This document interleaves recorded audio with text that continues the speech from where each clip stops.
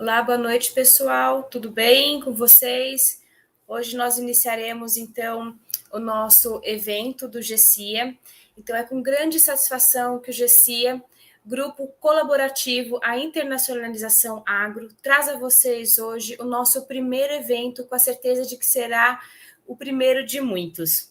O 𝐵-𝐂𝐈 ele foi fundado em 2019 e está vinculado ao Departamento de Agricultura e à Escola de Ciências Agrárias de Lavras. Atualmente, ele conta com a participação de 25 membros que se dedicam semanalmente às atividades relacionadas ao aperfeiçoamento da língua inglesa e que também procuram capacitação pessoal e profissional.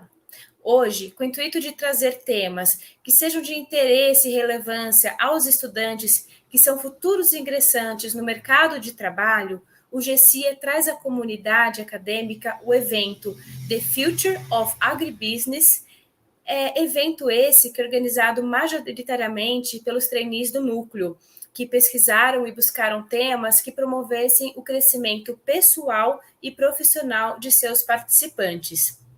Esse evento acontece com apoio e parceria da Universidade Federal de Lavras, da VMLI, Escola de Inglês, da Escola de Aviação Aeroclube de Lavras e da 𝐵-𝐂𝐈𝐀 Lab, consultoria pós-colheita e qualidade de café. Ao final do evento, uma bolsa de 50% de estudos da Escola VMLI será sorteada. Pedimos aos participantes que estejam presentes no momento do sorteio para a validação do prêmio. Para darmos início, então, às atividades de hoje, gostaríamos de convidar a tutora do núcleo, a professora Raquel Maria de Oliveira Pires, para proferir algumas palestras sobre o 𝐵-𝐂𝐈. Professora?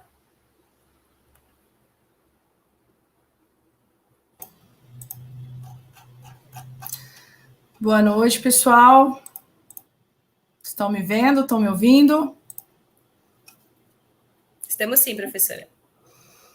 Tá tudo certinho aí? A apresentação tá ok? Tudo certinho.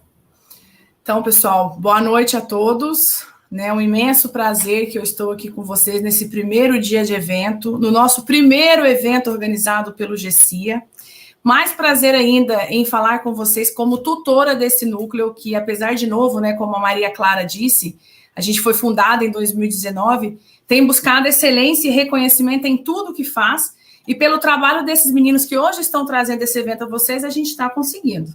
Então, estamos passando por um momento difícil, ainda incerto, mas ainda assim, como muitos grupos da UFLA têm feito, estamos juntando forças, nos reunimos semanalmente, trazemos temas diversificados a fim de mantermos o ritmo de nossos encontros em busca de constante aperfeiçoamento e crescimento profissional e pessoal.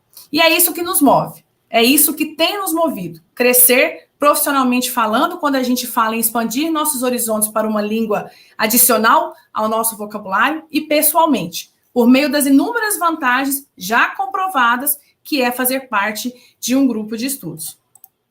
Bom, e o que é o 𝐵-𝐂𝐈? O 𝐵-𝐂𝐈, Grupo de Extensão Colaborativo à Internacionalização Agro, é o primeiro grupo da Universidade Federal de Lavras voltado para a extensão da língua inglesa e da necessidade de suporte aos alunos que queiram ingressar ainda mais capacitados no mercado de trabalho, que a gente sabe está cada vez mais concorrido, como vocês verão nos assuntos que serão abordados nas palestras, tanto de hoje quanto de amanhã. Nós, conscientes do diferencial que a língua inglesa proporciona no currículo do aluno egresso, o nosso objetivo é oferecer ferramentas para que aqueles alunos que almejam ter o conhecimento da língua inglesa explorem as diversas áreas relacionadas às ciências agrárias de uma maneira diferente, falando inglês. Como também é dito pela Maria Clara, somos jovens, temos 2 anos desde a criação como grupo e desde o nosso início sonhamos grande. Começamos com apenas 9 membros. 2 anos depois, hoje somos 25. Nosso último processo seletivo contou com a inscrição de 30 pessoas, das quais 15 foram selecionadas e estão aqui hoje trazendo esse evento para vocês e para os quais também eu já quero de antemão deixar os meus parabéns pelo empenho e dedicação para com esse evento. O núcleo, pessoal, foi criado em setembro de 2019, exatamente 2 anos. o que nos colocou à frente desse novo normal cedo demais. Nossas reuniões, elas passaram a acontecer majoritariamente online, sendo poucas as oportunidades de encontros presenciais, o que a gente torce para que mude de cenário o quanto antes. Afinal, a ideia do nosso grupo se baseia na máxima interação entre os seus membros. Estamos online, mas mesmo online, nossas reuniões acontecem e acontecendo, tentamos semanalmente atingir a meta na qual nos propomos desde o início, que é a interação, o diálogo, a desinibição e a união de seus membros, para que ajudemos uns aos outros a melhorar o idioma inglês. Seja para aquelas pessoas que querem ir para fora do país, em um intercâmbio, seja para aqueles que querem melhorar a leitura de materiais que nos são constantemente repassados em sala de aula, ou mesmo para aqueles que querem se dar bem em uma entrevista de emprego.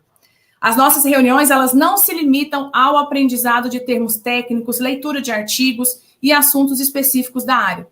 Como nossa principal meta é a interação, os nossos temas variam, desde palestras motivacionais até apresentações e brincadeiras.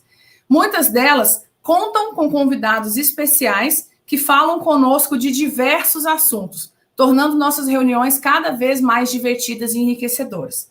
Por exemplo, temos aqui alguns que eu trouxe que aconteceram em 2021.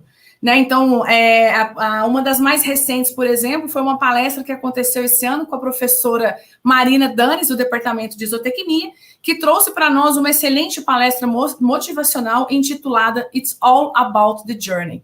Uma palestra muito legal falando sobre a vida. Né? Então, uma palestra motivacional, uma das primeiras que aconteceram esse ano e foi realmente muito interessante, muito interativa entre o grupo.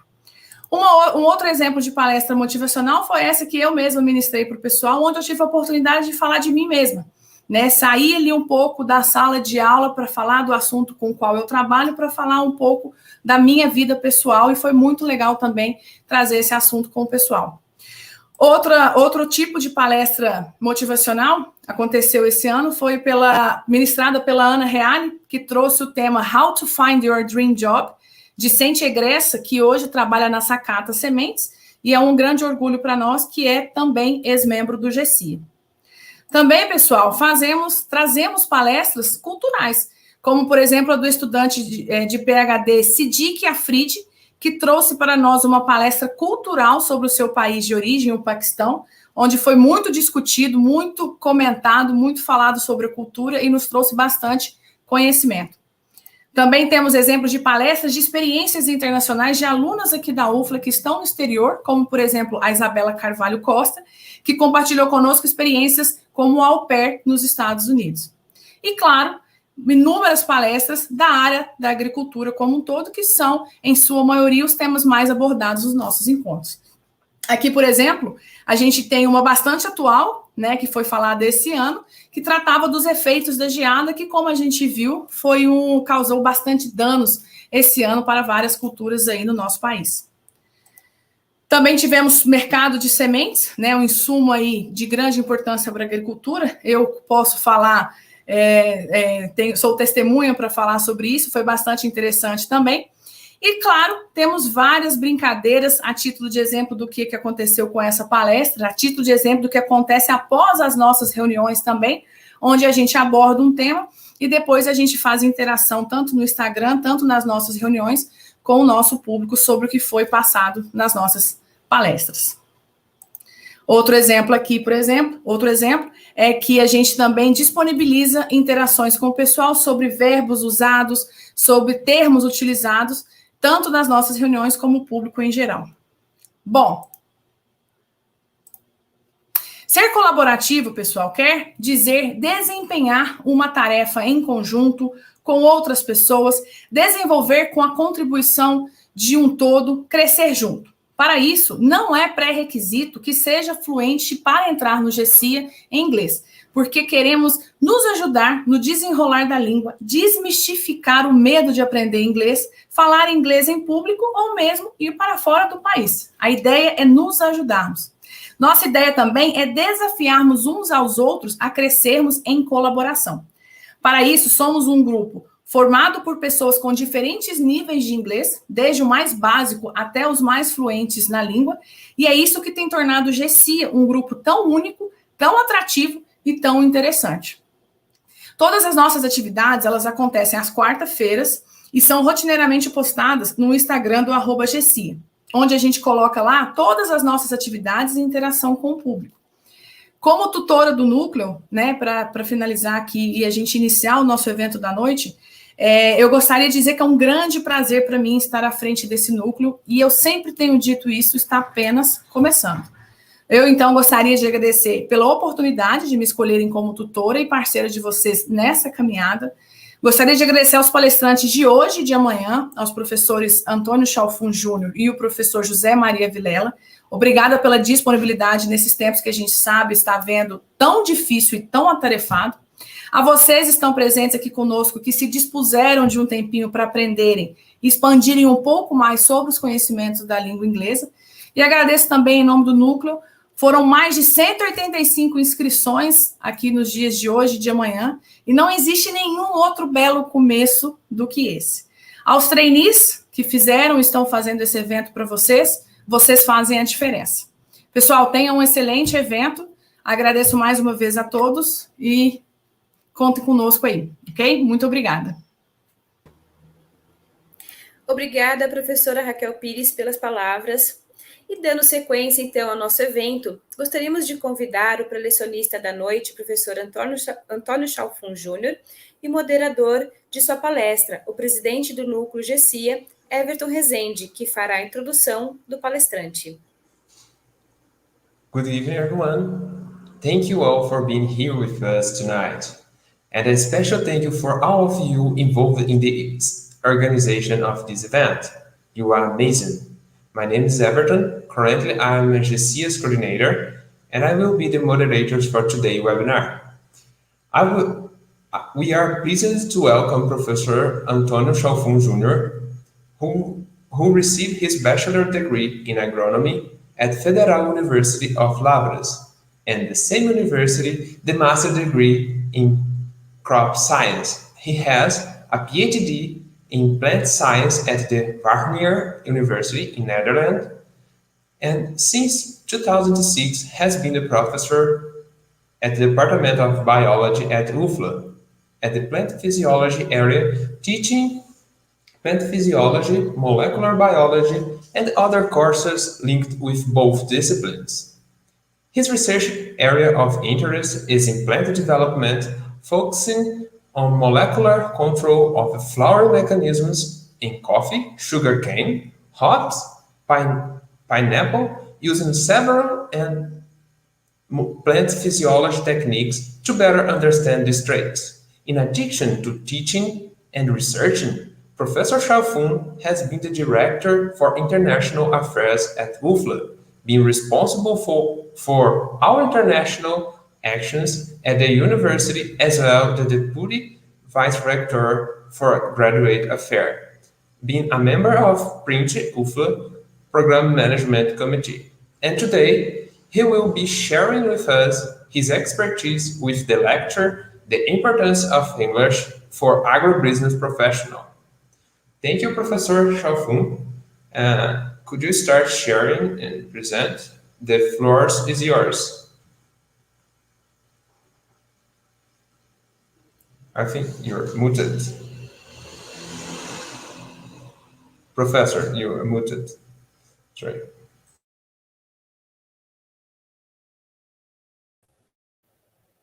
Ready now, I think, yeah? Okay, thanks, Everton. Good evening, everyone. I'm sorry I was muted. Thanks a lot for the invitation. Pleasure being here today. It's a great honor. After the Professor Raquel Award, so it's a great opportunity to discuss with you based on the diversity that this group represents for the university. It's really something that we needed, and I think that you can reach a lot of steps with everybody being part of that.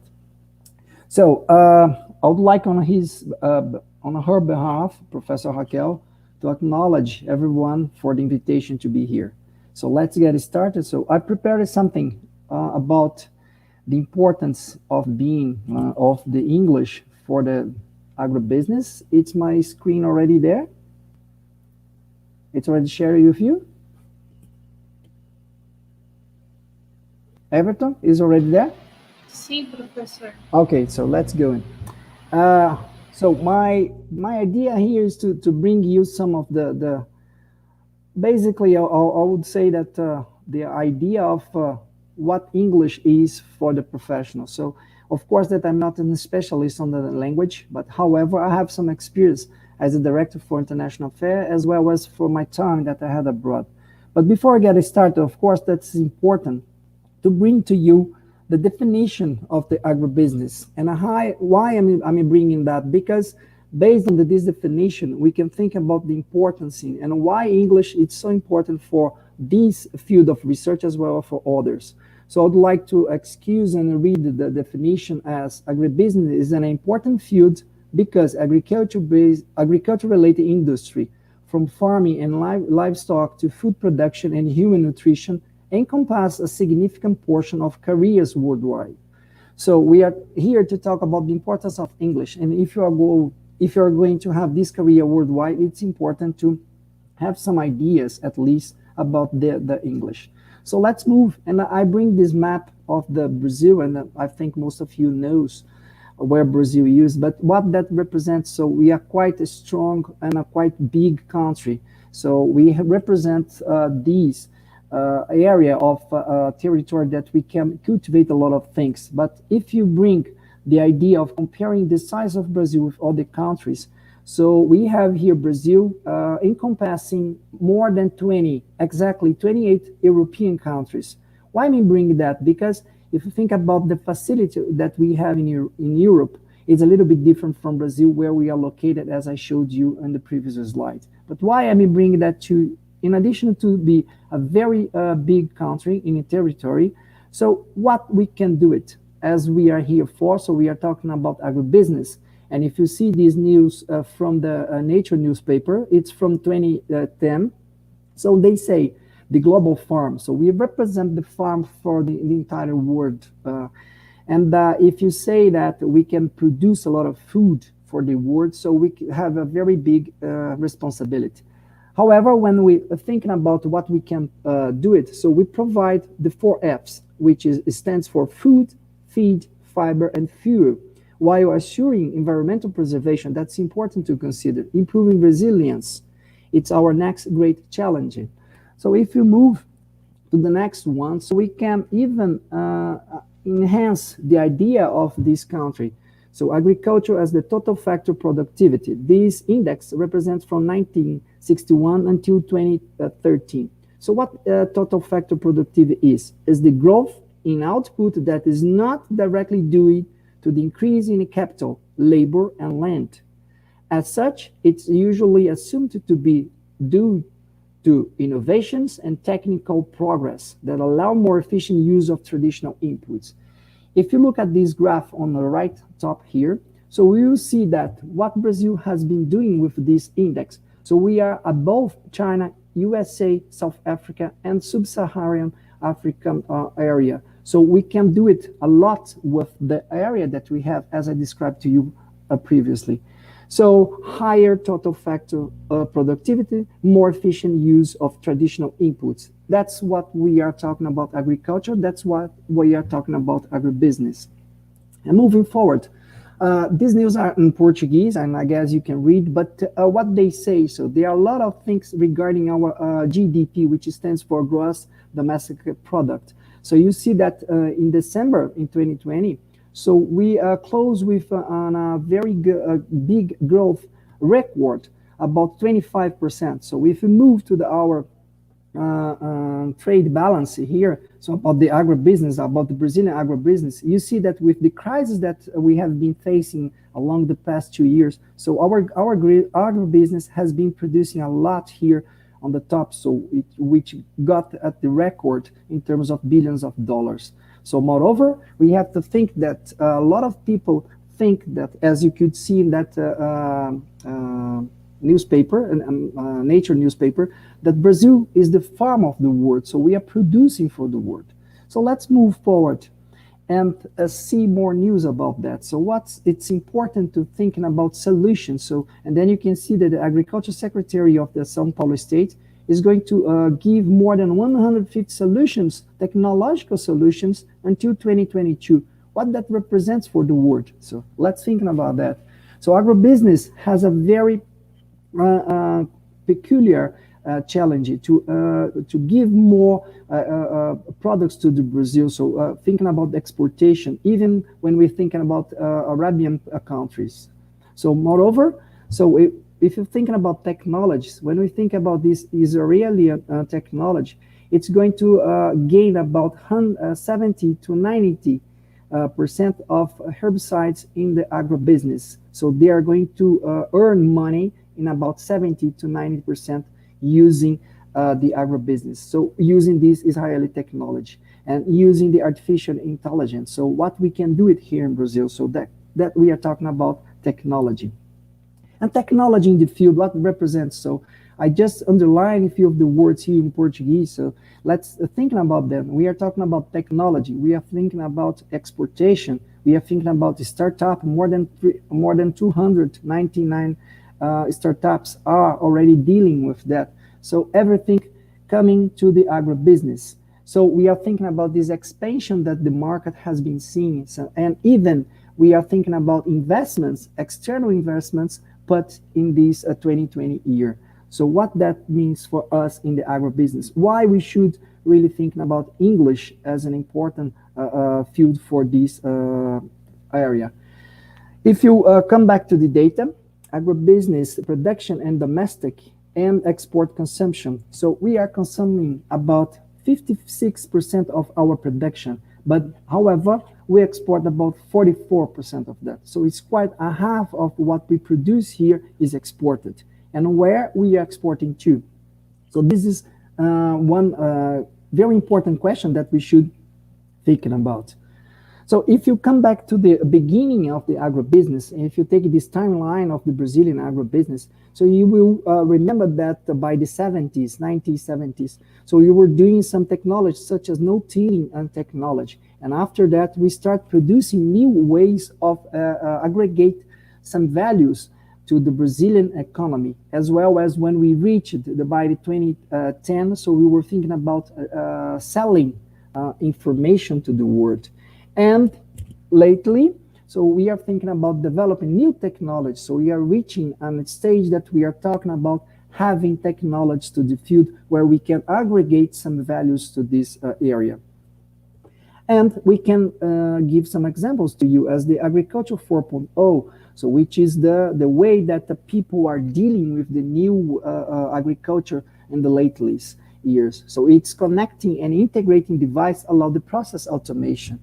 So people are doing a lot of information, digitalizing and producing a process, which is talking about precision agriculture. Moreover, we have to count on the ways that people are doing and generate data on the farms. So we are doing a lot of internet, we are doing a lot of nutrition aspects, we are dealing and we are coping all those factors, humidity, temperature, of course, that we are using the old ways of agriculture, but we have to think that we are generating a new way of doing agriculture, not only in Brazil, but if you take that what Brazil represents to the world, we represent a lot, and therefore we are generating new ways of dealing in the agriculture. So another example, so we are talking about ways of thinking, so using the Internet of Things, which is the best productive result where professionals who work in a connected and optimized way with equipment and softwares are dealing every day with this new technology. Again, so the question is, why do we need English that for? So, and another question that we should arise and bringing and connecting the title of my talk to you today is why understanding how important English in agribusiness is. Let's see some data about that. So I bring here to you some of the initials or some of the acronyms that we have dealing specifically with the technology that I just brought it and I just showed it to you, which is GPS. So everybody knows perhaps what GPS is or means. So GIS, a little bit different. Is it the same thing? VRT, is it the same thing? Yield monitor. So those are some of the words, or the agro-English word or agri-English word that we have. And if nobody, or perhaps someone does not know about what GPS stands for, so it's the, so it's the Global Positional System. So nobody knows about GPS as the Portuguese word, so everybody knows as the English one. So as well as when we talk about the GIS, which stands for Geographic Information System. So another one, as I told you, VRT, which stands for Variable Rate Technology. So you see that three different and three simple acronyms means quite high, has a quite high importance for the world of agribusiness. So let's move a little bit more. So when we're thinking about the production and exports, you can see here that what we are producing and what we are exporting. Let me use my laser point here, just a second, please. So if you take here the production, and here is the export. So we produce 62% of the entire production of our orange juice in the world. So we're at the first place. So if you move to coffee, we represent 36% of the world. So again, we are in the first position. If we move to soybean, here 32. Let's move to sugar, 21% of the world, still in the first place in the world. So when we move to beef meat, so we represent about 15% of production in the world. So we are in the second place. Poultry, we are producing about 15% of the world, 9% for corn and 3% for swine meat. So what that represents when we're thinking about exporting. So we are the first in the world exporting orange juice, representing almost 80% of this production to the world. So when we talk about exporting coffee, we are exporting about 27. We're exporting about 43% of the total exportation in the world for soybean, as well as for the others. So you see that we are producing and we are exporting quite a lot, as I told you previously. So let's move a little bit more. So why understand how important English in agribusiness is? Let's think about the possibility of working in another country. And as you can see here, CNA is present in China. How they are dealing with that? So they are preparing some strategies for the Chinese market. So they are preparing as well as thinking about how can we reach another country? How can we even get better in these numbers to Brazil? So they are tracing some strategies for the Chinese market using image and position of Brazilian agribusiness. And my question is to you, so how can we talk to them? Can we talk in English or can we talk in Chinese? Who here speaks Chinese or Mandarin, as they say? So of course that we may find some people that they speak Mandarin. However, English is the main language that they are using there. So, okay, let's think about area of the world. Let's move to Europe. Again, CNA is also present in Europe. And what they are doing there, they are tracing some strategies in the European market, thinking about policy advocacy, trade intelligence, and market access. So you need to deal with those processes. So we're having the main objectives of the advocacy of the interests of Brazilian agribusiness within European institutions. So you need to deal with those different countries. So as well as you have to prepare information to deal and to provide to these people. Of course, that you cannot speak several languages. So you have to think about one specific one. So let's move about the Brazilian agribusiness. I'm not going to take so much time on this slide here, but I would like to bring your attention again that our agribusiness represents about 20% of the completely GDP of the Brazilian GDP, which stands now about $412 billion. And if you divide this 20%, we are talking about agriculture as well as livestock. So we have a very strong participation in the Brazilian GDP. So as well as when we're talking about employment, because we are talking here about possibilities, and the question in the beginning is what is the importance of English for the agribusiness for professionals. So we are talking about employment, and you see that employment stands for, when we're talking about agribusiness, this stands for about 37% of the entire employment if you're thinking about the agribusiness and the Brazilian GDP, agribusiness represents 37%. So I have talked about a lot about GDP. So if you're going to deal with, you have to think that you must know at least what GDP stands for. Of course, is the gross domestic product. However, you have to know how to deal with that. And there are a lot of words that are within this GDP acronym, such as household spending, investments, government spending, net export. So you are dealing with a lot of those words in another language, in English. And therefore, when we move forward, you see that there are a lot of companies that are installed here in Brazil. They are here in Brazil, but they are around the world as well, such as GBS, which is the country of origin Brazil. If you go to Bunge Food, so they are from Holland, and see how much they produce as a revenue in terms of millions of dollars. So there are a lot of companies that are dealing with the agribusiness, with the Brazilian agribusiness, that they are not only here in Brazil, but they are with some branches around the world.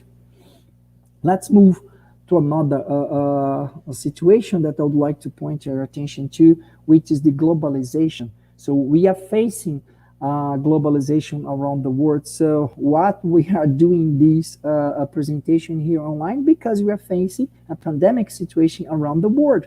So therefore, why did we have that? Because we are living in a globalization situation. And if you're thinking about business transactions, so we have a lot of these that are dealing, and there are a lot of people that they are interconnected around the world. So we do some transaction here that immediately it takes in Europe, and then you send that to America, or you send to another country in the Asia. However, so we have to think that I must communicate with those people that are placed in different countries or different places. And I have to do with that because we are talking about agribusiness, and agribusiness represent 25% of the entire GDP if we count for the entire world. So it's quite a lot. So 1/4 of the complete GDP in the world deals with agribusiness. I would like to point your attention to this news that was stated in Veja magazine in August 2012, where they were talking about the importance of English beyond academy. And here they say, release your English. Let's translate to that, something like that. So why is it important to talk? And they were talking about 10 years ago. 10 years ago, they were already showing, they were demonstrating to the Brazilian people the importance of English beyond, not, or I would say differently, not only at the academy, but beyond that. And they even put this test that newspaper, where people, they could check their English level. Why am I bringing that with?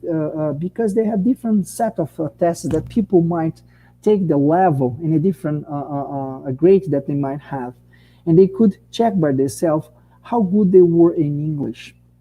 But why am I bringing that? Because one of the results that they got is that we must speak, we must communicate. And of course that you might ask me, but why we are not so good in English in Brazil? I'll show some data that perhaps that can be answered in the end.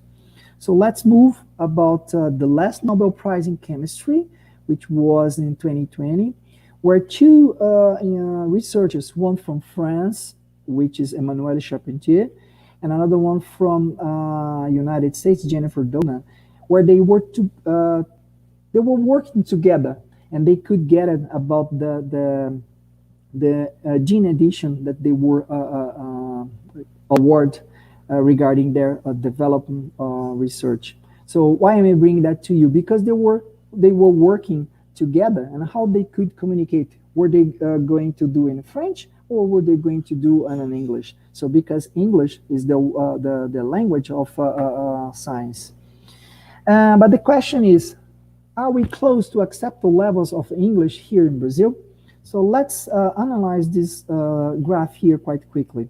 So I mean, taking some data from 2011 until 2018, that was the maximum that I could find to you. So you see that the level of English, or the acceptable level of English in Brazil, it's always here, which is the red one here, okay? This is the red one here. So the level of English in Brazil, it stands on average about 50% of the acceptable proficiency that we would need. As if you compare to China, India, and Russia, you see that their levels, it seems a little bit quite close to us, except for India, where a lot of people, they increased their acceptable level of English, use it as proficiency. Let's move a little bit to understand a little bit more and about that. So another question that, or another data that I could find to you is the professional of Brazilian professionals. And here is quite interesting, because if you take that, a lot of professionals, they have no knowledge of English. It's about 24%. So a little bit of this group, they are able to communicate, which represents about 11%.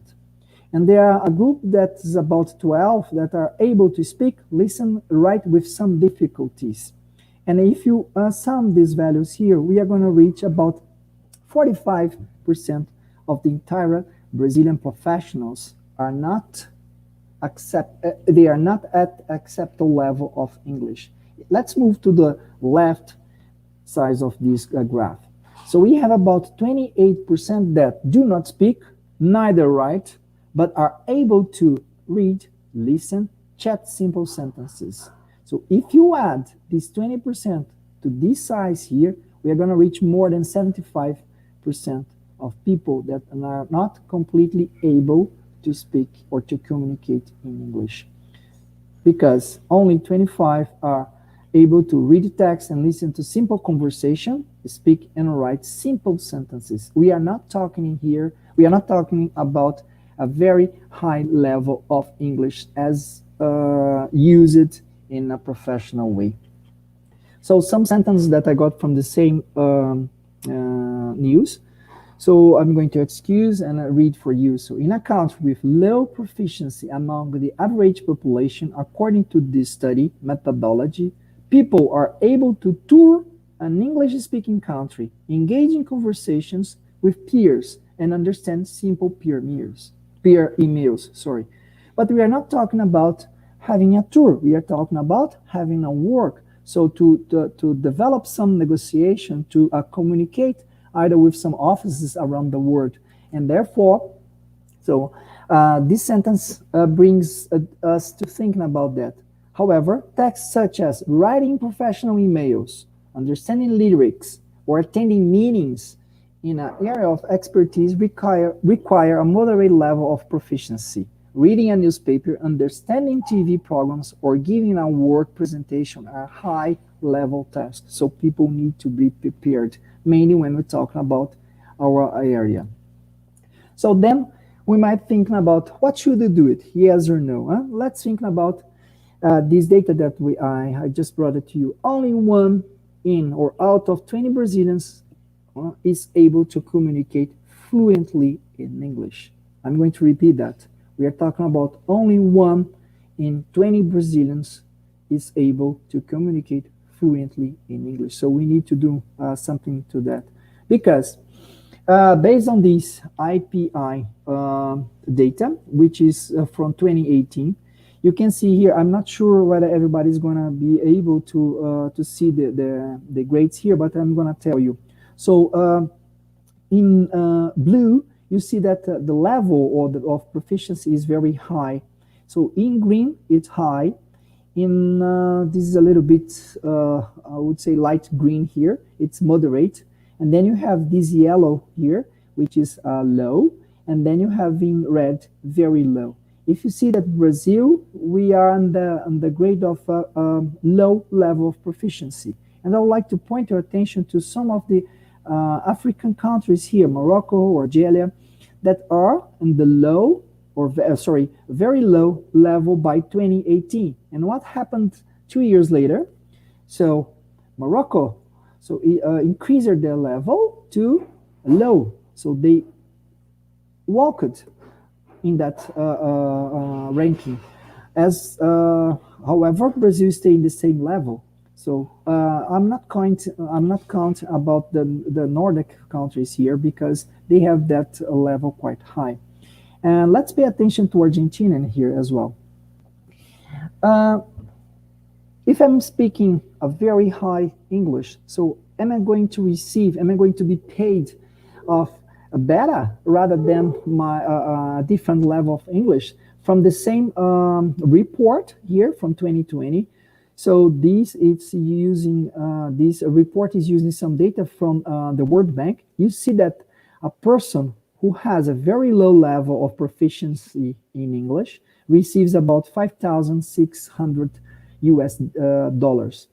If you move to that, so if you have a very high level, or if you are at a very high level of English in terms of proficiency, you can be paid almost tenfold more than at a very low level. That means that you are there is a positive correlation between having a very good English level and being paid quite well. As well as in terms of talking to the world, let's say, as the title stands for here. So I'm going to read here. People who speak English are able to engage with the world beyond their own borders. There is a positive correlation, as well as in the terms of being paid off, between a country's average English proficiency and its global connectedness. What that means that if a country has a very good or very high level of English, this country or people from this country are able to be connected around the world, which is about 76%. When we go to the level of Brazil, which we are in the low level, we are about 50% of connectedness around the world. So then I will bring to Latin America again. So Brazil is here in yellow. Look at that, Argentina, which is quite close to us. It's in the level of let's come back here to see a high level or even a moderate, depends on the year. So why is that? Perhaps some questions that we should think about in the future. I'm not really a linguistics. I'm not really dealing with idioms. So, but I would like to point your attention to that it's even if you are not talking, or even if you are not having English as your mother language, so there are countries that are able to communicate better than we are here right now. So, and if bringing your attention to why English, so English is the most spoken language worldwide. That data is from 2021, so it's here. So although we're talking about Chinese or Mandarin, so English is still on the top. I'm not counting here only for those countries that they have English as the mother language. So I'm talking about language that is that's talking around or spoken around the world. So English is here on the top. And if you see that Portuguese is here, about 250 millions of people that are speaking Portuguese. So that we count Brazil, Portugal, some of the small countries around the world. So let's move. Why English is quite well spoken in Europe? Because we have this geopolitical situation that people need to communicate. And then of course that if you take here Spain and Portugal, we are talking about Spanish and Portuguese, and people they need, perhaps they communicate as we do with some of our Latin American countries here that we can, or we think that we speak the Portuñol. But however, if you go or if you move from Spain to Germany, so there is no way that they can communicate either by English, and therefore this average of people speaking here, or the percentage of population who are able to hold a conversation in English, so it's higher than in Spain, as well as in Portugal, as well as in Brazil. And if you go to the north here, as I showed you in the beginning, it's even higher than amount. Of course, that we are not talking about the United Kingdom here. But why that? Perhaps because the question might be, where did English came from? So English came from the Proto-Indo-European that they created Germanic language, and there are some histories. Last week when I was preparing this presentation, I was reading about some of the histories about the English language. It's quite interesting for those who are interested. So I would advise you to search on Google and try to find some books about that, but it's quite interesting because they even they make some remarkable information about the possibility of even French might be the language to be talked, and this has to do with some of the wars that Europe had by the beginning of the centuries. Anyway, so perhaps that represents that the Germanic language is quite close to the Danish, Dutch, Swedish, or even the Norwegian language, and therefore that might explain why English is better spoken at that countries rather than the other ones that are here, such as the Latin, where the French, Italian, Spanish, and even Portuguese came from. Anyway, moving, so as I told you, we cannot count for the United Kingdom because basically English was originated there when a lot of wars and a lot of kings and a lot of kingdoms, they were having a lot of battles really to try to impose not only their kingdoms but their language. That was important to do with some way of communicating. But let's move to the end. So why should I speak English in the agribusiness sector? I just bring in here some of 6 words that are quite important that you are in the day by day dealing with that, such as farming property. So I put it here on the site the Portuguese translation. So cattle ranching, moisture, farming methods, animal husbandry, grain. Those are simple words that you deal every day in the agribusiness life. So therefore, why we should thinking about knowledge. Is knowledge essential? Of course, so we should search for knowledge because that knowledge is not for our own life, but it's really to have, as I told you, as I showed you, having more, being paid off better than a person who does not speak. So I would like to get to the end, bringing here that agribusiness encompasses a lot of new technologies nowadays, as I told you, coming from the agriculture 4.0, that a lot of people are using databases, are using some mobile technologies, using IoT, really to develop, to increase the agribusiness, that are encompassing a lot of possibilities, dealing with even data from the field, such as moisture, even about rain is going to not rain, so the cattle nutrition, those things that we are every day that dealing in our field. However, it's important that nowadays we put another point of agribusiness here, which is English, that should be together with all those things, really to have a better agribusiness or even to develop our career in the future. Therefore, so I'm bringing to you 10 reasons to study English. So the first one is the most commonly spoken language of the world. I showed you. Second, is the official language of 53 countries, lots to travel or even to work in. 3, increases the chance of getting a good paying job. I showed you the data. So 4, based on a simple alphabet that is easy to learn, much easier than a lot of languages that we think that are difficult, simple. 5, language of the internet and media industry. I showed you some data. 6, is the language of science and technology. 7, allows wider access to knowledge and information. If you just Google a simple thing, of course that you get more information when you have the English language in the beginning. 8, allows to attend international conference and events. So we are talking here about a group of studies that are dealing with everyday news and everyday information. So you can attend some conference, so you can really be there, you can provide some information about your study. 9, allows to get more from popular culture. And 10, so gives a lot of satisfaction to learn the language. Of course, then I used to say that every day when you learn something, so you lived that day. So without learning something, you did not live that day.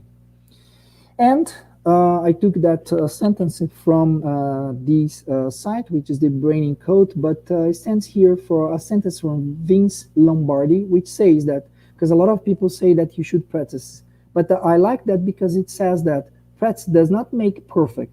Only perfect practice makes perfect. And finally, keep in mind that we are talking about agribusiness. So when we talk about agribusiness, this sentence and this slide was provided by Professor Bebeto from the Soil Science Department. And I would like to thank you and another 2 slides that he provided me. But this is quite interesting because when we're talking about agribusiness, we should think that without farming, you would be hungry, naked, and sober. So that was a sentence that was written close to Zumbrota in the United States. With that, I would like to thank you for your attention. I hope that I could provide you some information, could at least open your mind to the importance of English for agribusiness professionals. Thanks a lot for your time, and I'm open for questions if you have.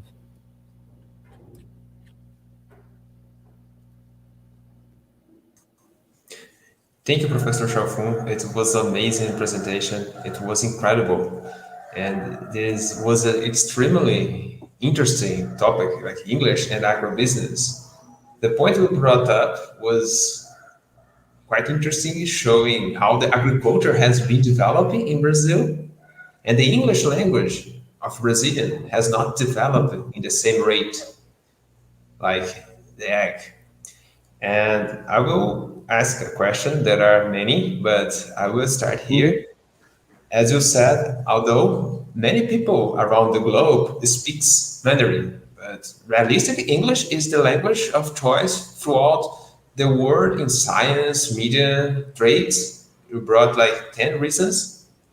Also, it's important because it opens new career opportunities, salary, as you said, and makes traveling easier. And thinking personally, how does English make your personal and professional life easy? And another question, how the English language opens opportunities for you? Good. Thanks for the question, Everton. Perhaps, I'm not sure whether everybody paid attention in the beginning, but I had the opportunity to take my PhD in the Netherlands. And when I was preparing to go there, so I had the opportunity to study English. However, I didn't have the opportunity to practice English. That's a little bit different. So as I showed you, so we have here a very huge country, a huge territory that we only speak one language. Perhaps we have some different dialects, as the Mineirês or the Gaúchês or different ones, if you can understand me. And therefore, when I went to the Netherlands to take my PhD, I was aware that I needed really to improve my English, because I was going to deal with some technologies that they were provided in a different language than my own. So therefore, I had really to improve that.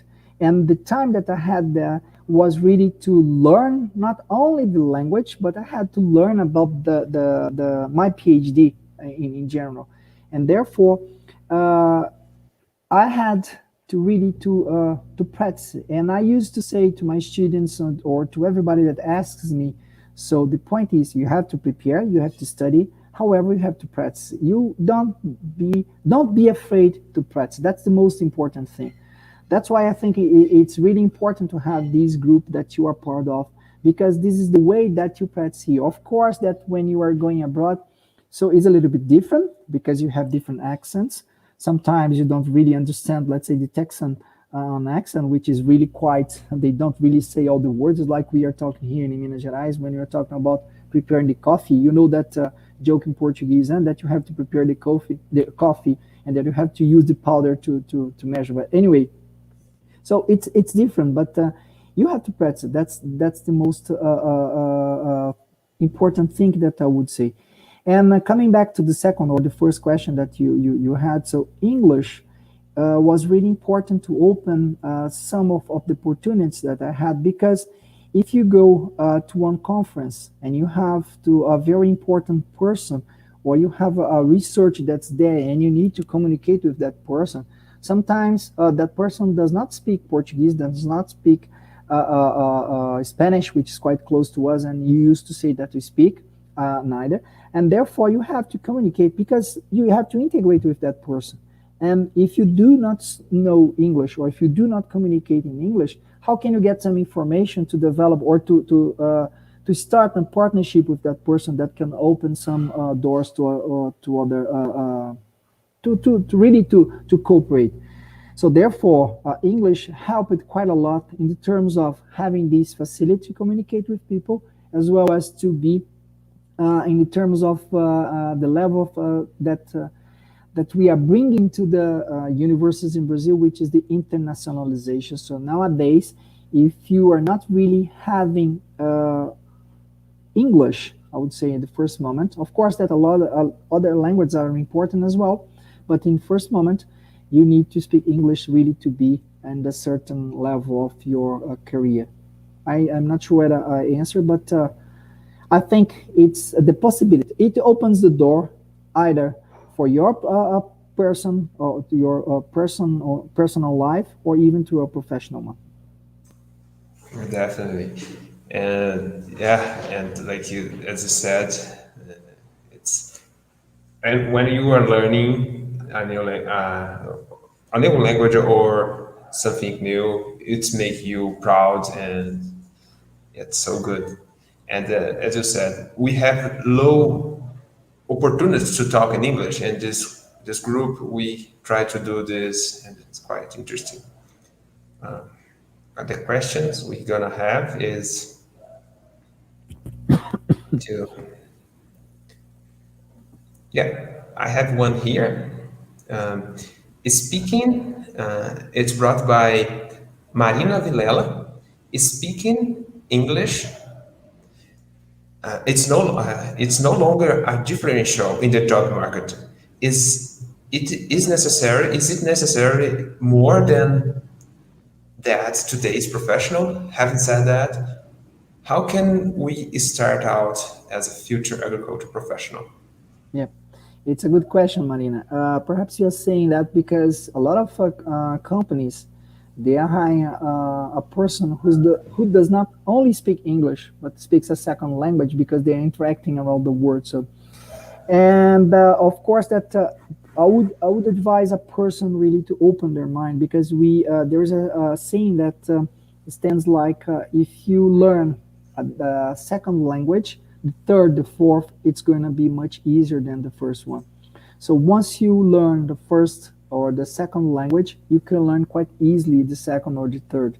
And then I would say that prepare not only for language, because once I was dealing with a person who was making some interviews, and then that person came to me and said that I have a candidate, that candidate speaks quite fluently the English, however, has no focus on what want to do it.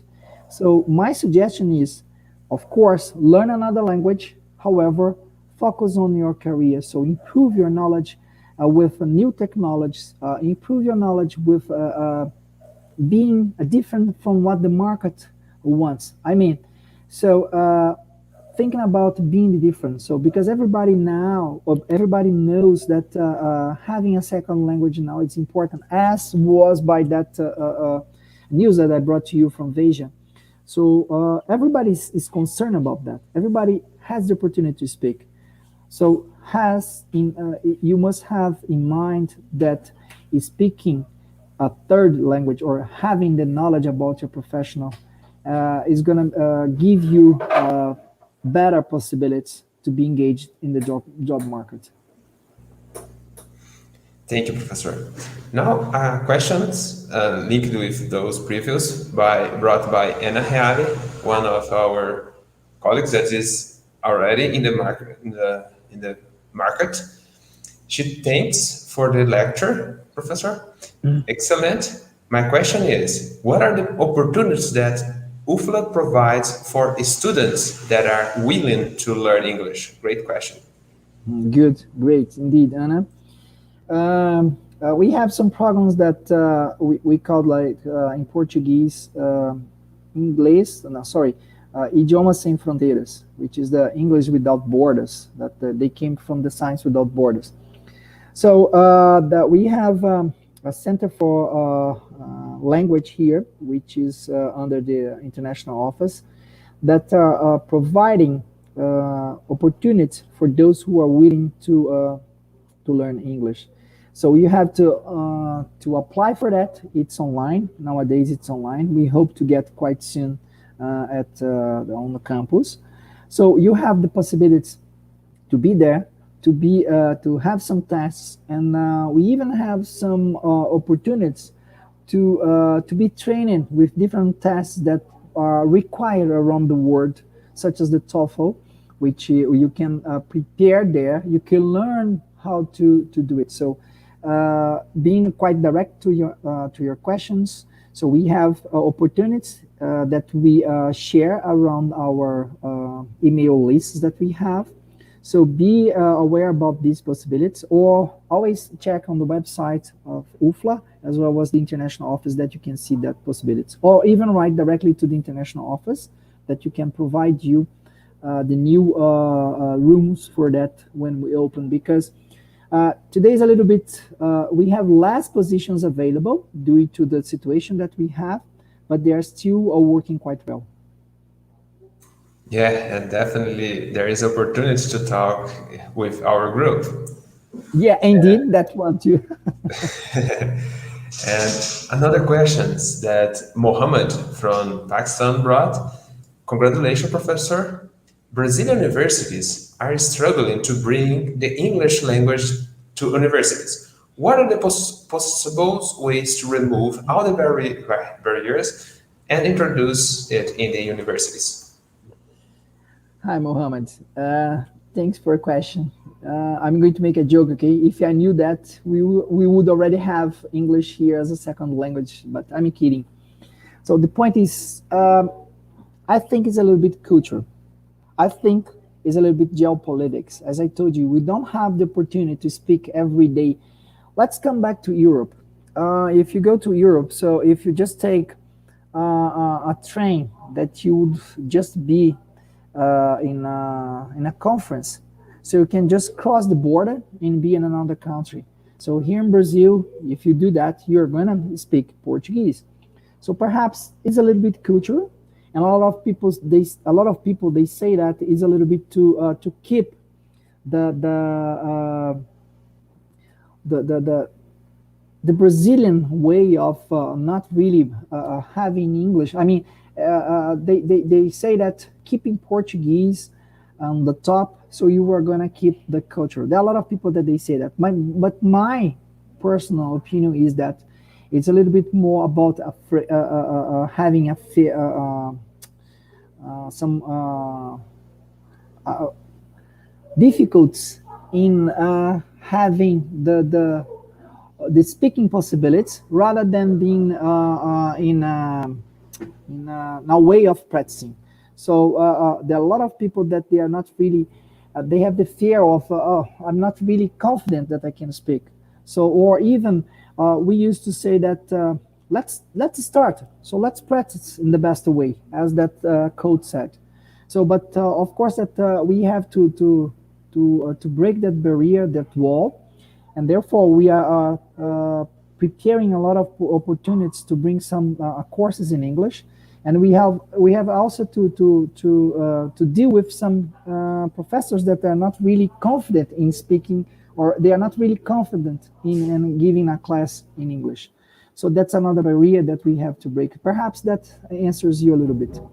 But of course that we cannot always think that we have that barrier. So we have to go step by step, and that's why we are trying to motivate people, to motivate professors to offer some courses in English. And we hope to get quite soon. There are many congratulations here, like Carlos Arthur said, congratulations to GCS and you, Xiaofun. It's important to alert everyone to introduce the importance of second language in our professionals. But there are one question brought by Julia, that she asked about the second language besides English. What would be the second? I would say that Chinese. They are getting a lot of our production. Of course, that If we bring to the topic here, agribusiness, so they are going to buy a lot of our production here. They are importing a lot of Brazilian production here. I would say that goes to Chinese, or if you have the opportunity to a third one to a fourth one. As I said, so if you learn a second language, the third and the fourth is going to be easy, or much easier than the first one that you learn. The first one I'm talking about having as a second language, not your mother language. Oh, yeah, yeah. There is a question brought by Julia. Another question from Julia. It's a little bit behind. I started. She says something that is. I started to learn English when I was little, but now just I'm practicing. 𝐺SIA is a great for UFLA students to practice too. Do you have any tips for practice it more? In addition to what we are doing right now, so I would say have a time abroad. So that's the best way. Right. Yeah. So have a time abroad. So that's the best way to really to practice every day. And I used to say that try to think in a country that at least has English as a second language, because that makes things much easier. And because let's say that if you go to Portugal, let's not counting about having Portuguese as the first language. Let's get another country. If you go to Italy, if you go to have a semester there, having some classes, perhaps you're going to have some classes that are taught in English. However, if you go to the supermarket, or if you go to have or if you go to a bar, people are not going to speak in English. People are going to speak in Italian. So of course that you may find a lot of people that they speak, as I showed you in the graph. But my suggestion is at the first moment, try to go to a country where you have at least English as a mother language. Because if you are on the bus, or if you are going to the supermarket, if you are going to a bar, whatever you are, you have English, and you're going to have some knowledge from that people. And even not only about academic, even not only about your day by day, but you're going to learn about their culture, and that gives you a lot of knowledge on the language. Great. There's a person who watched it and asked if you could share the slides. Yeah, I can send to you, and then you can share. Of course, that I think all the slides that I got from internet, they are cited, so there's no problem on that. I can. All right, thank you. And one more question, the last one. Cassia, thanks for the presentation. And how important are these certificates, such as TOEFL and an employer to hire someone? Mm-hmm. That's another question, quite interesting one.